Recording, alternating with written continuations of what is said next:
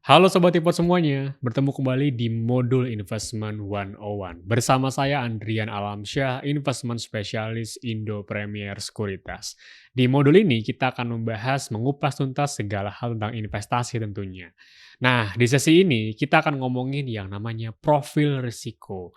Ini adalah salah satu hal yang teman-teman wajib ketahui sebagai seorang investor, di mana kita sebagai seorang investor, selain harus punya tujuan, juga harus tahu profil risikonya itu kategorinya apa, itu penting banget. Kita akan bahas nih secara step by step. Oke, teman-teman, risk profile atau profil risiko ini apa sih sebenarnya?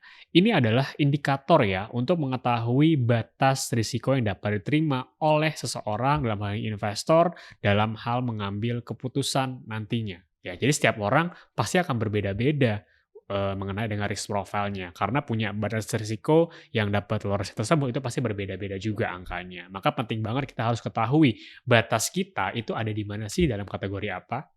Nah, ada 3 jenis profil risiko yang teman-teman harus tahu. Ada sifatnya konservatif, ada yang moderat, dan juga ada yang agresif. Yang kita akan bahas ya dari yang paling simpel dulu, yang paling minim secara batas toleransi risikonya itu ada profil risiko konservatif. Investor dengan profil risiko ini itu menginginkan investasi yang aman biasanya, yang stabil-stabil aja, cenderung stabil, tingkat imbal hasil yang cenderung tadi ya stabil dan tingkat risikonya itu tidak begitu fluktuatif banget. Nah, ini biasanya teman-teman yang ingin main aman aja, main safety, apakah bisa invest? Bisa, dia sebagai konservatif. Apa nih contoh instrumennya yang teman-teman bisa manfaatkan? Salah satunya ada reksadana pasar uang, yaitu kan sangat liquid, cocok untuk teman-teman yang punya profil risiko sebagai seorang yang konservatif. Ada juga deposito yang menawarkan kestabilan yang tidak begitu fluktuatif dari produk perbankan.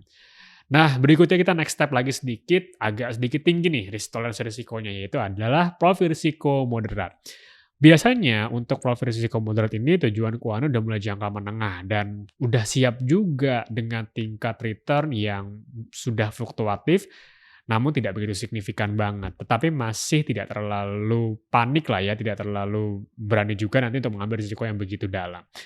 Instrumen apa sih kira-kira yang tepat untuk profil risiko yang moderat? Ada reksadana pendapatan tetap, reksadana campuran, itu jadi opsi buat teman-teman di sini sebagai investor yang memiliki profil risiko moderat.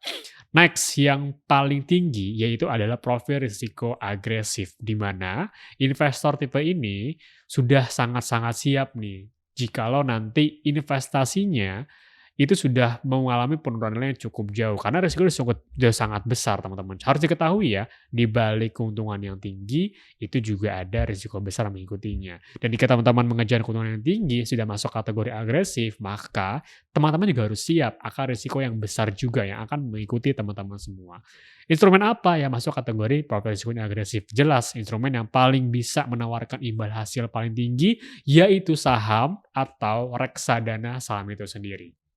Oke, itu dia dari risk profile-nya.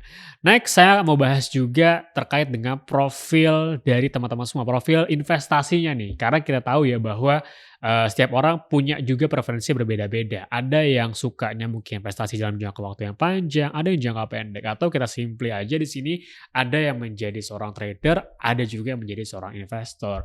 Penting nggak untuk mengetahui ini? Jawabannya penting banget. Teman-teman harus bisa tahu posisi teman-teman sekarang ada di mana. Biar nanti strategi ke depannya juga makin optimal lagi. Yuk kita akan bahas satu persatu. Apa sih bedanya dari trader juga investor? Yang pertama, trader. Trader ini sudah jelas secara jangka waktu, yaitu biasanya dia short term atau jangka pendek. View-nya jangka pendek karena hanya mengincar capital gain. Itu biasanya dilakukan oleh para trader. Sehingga transaksinya pun akan sangat-sangat aktif, sering bertransaksi bolak-balik ke market. Itu jika teman-teman mengambil sebagai seorang trader. Dan fokusnya pun itu juga berbeda. Fokus seorang trader biasanya mereka akan melihat ke pergerakan harga atau mungkin menggunakan tools dari technical analysis. Yaitu sebagai seorang trader. Kalau investor itu gimana? Investor secara jangka waktu sudah jelas beda juga ya teman-teman, di mana investor biasanya view-nya udah jangka panjang atau long term di sini. Dan secara transaksi mungkin tidak sebegitu sering seperti hal dengan trader tadi. Ya, mereka fokusnya jangka panjang, transaksi sesuai dengan kebutuhannya saja, karena emang view-nya untuk jangka panjang, mungkin untuk nabung atau yang lain sebagai macamnya.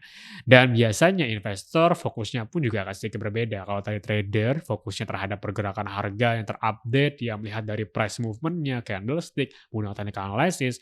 Investor biasanya fokus ke value perusahaannya, growth perusahaannya gimana kinerjanya, sehingga nanti perlu juga tools dari fundamental analysis teman-teman. Ya jadi itu adalah perbedaan antara trader juga investor yang teman-teman harus ketahui juga agar nanti teman-teman sebagai investor punya tujuan, tahu profil risikonya apa, dan tahu profil investasi teman-teman apakah trader atau investor. Nah demikian ya pengertian atau konsep yang kita bahas hari ini tentang Prix Profile. Sampai jumpa di video berikutnya yang akan membahas tentang instrumen investasi. Thank you teman-teman semua. Dadah.